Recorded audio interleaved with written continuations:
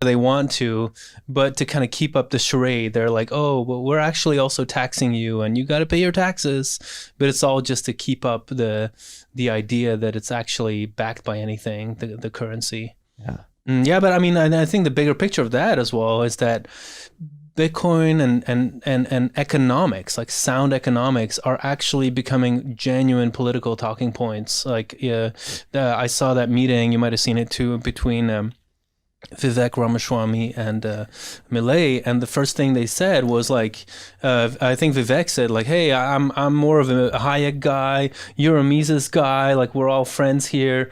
And then of course Millet said like, "Oh yeah, but you know Rothbard is superior to all of them." And anyway, the he didn't say that exactly, but just the fact that like Austrian economics, just sound economics, it's starting to resonate with people that like, hey, something's going on here. Like we want to know, and you can't just keep telling us that inflation is like the weather, and that like we just have to look at consuming.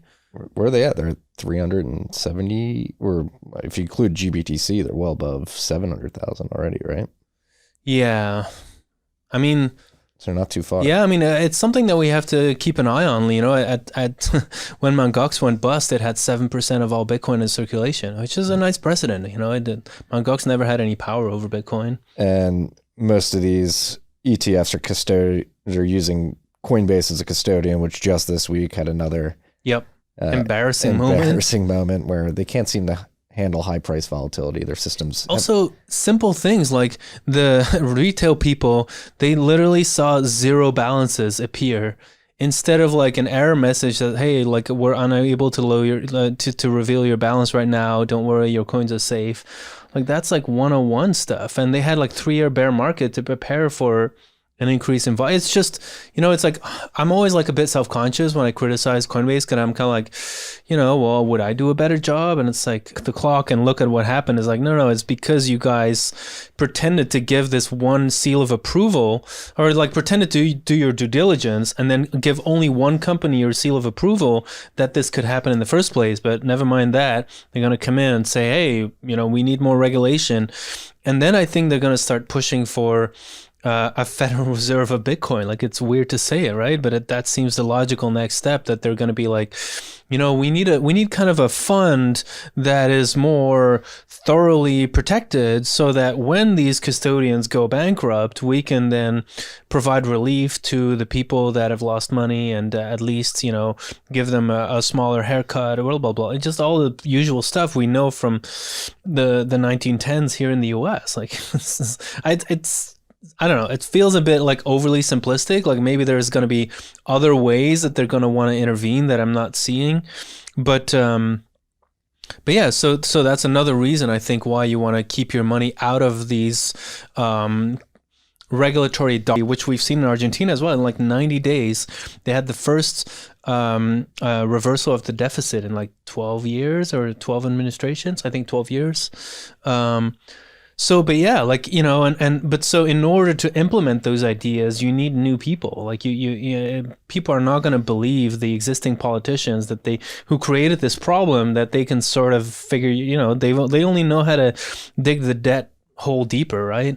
Yeah. And so, yeah, it's just becoming so obvious to me that there's going to be a changing of the guards. And I think in some countries it's going to be great, and in other countries it's going to be kind of scary, because it'll be kind of,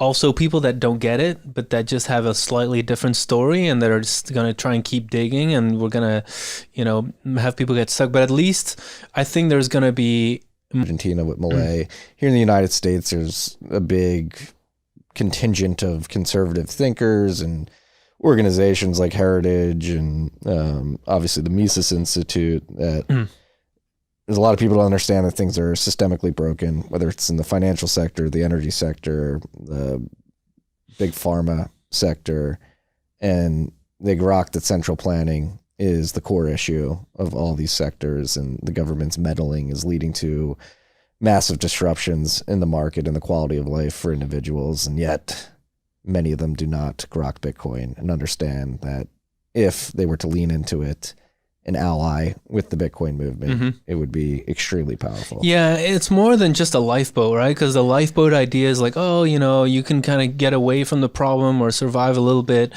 It's really like you have this, and there is that like victim complex, which is unfortunate, but I think it's very real. And it's this idea that basically, it's when you haven't processed trauma, you just recreate it, right? And so Belgium was invaded twice in a century, and horrible things happened.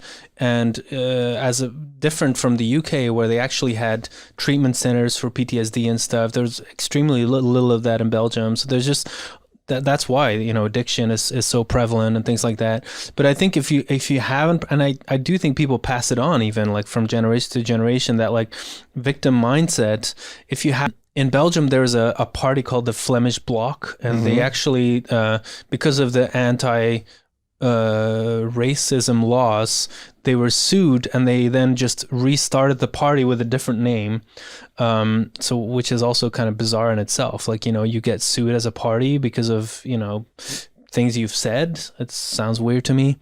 But so this is a party that's long been for like more independence in Flanders, but they had a strong anti-immigrant standpoint. And for sure, I don't want to like whitewash it. Like there's people involved in there that are like definitely racist, and but I think rather unfairly, they've been labeled as like extreme right, like literally like Nazis. And so they've been boycotted for like 20, 30 years now.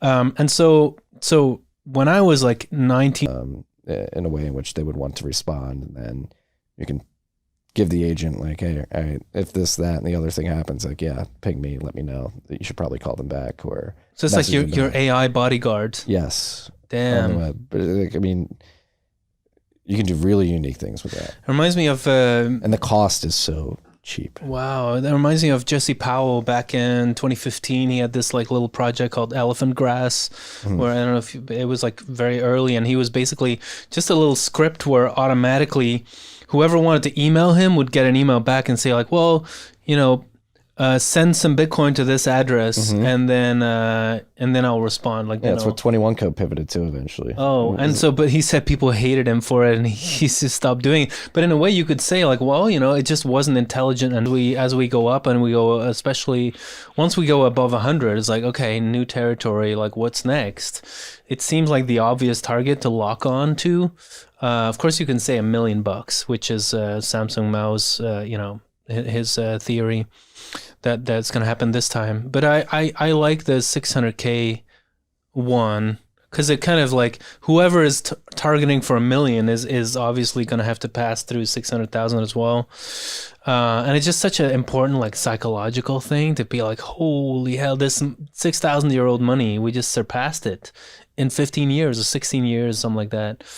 So, but I think lately I've been thinking about, I've always been so hesitant to put price to inflation this, the next 2-3 years, but it's really something to keep in mind as a possibility, to just not be like, oh yeah, I'm counting on the next bottom of the bear is going to be 200,000. So once we go above that, I'm going to start selling, and have that whole, and then I'm going to somehow pay my capital gains tax, but still, it's like, no, don't do it. I would say like, yeah, sure. Like sell a bit of Bitcoin if you think it'll help you cover your living expenses for the next 2 years. Sure. Like, okay, some cash, but that's what I generally would recommend. Don't speculate on these big swings. You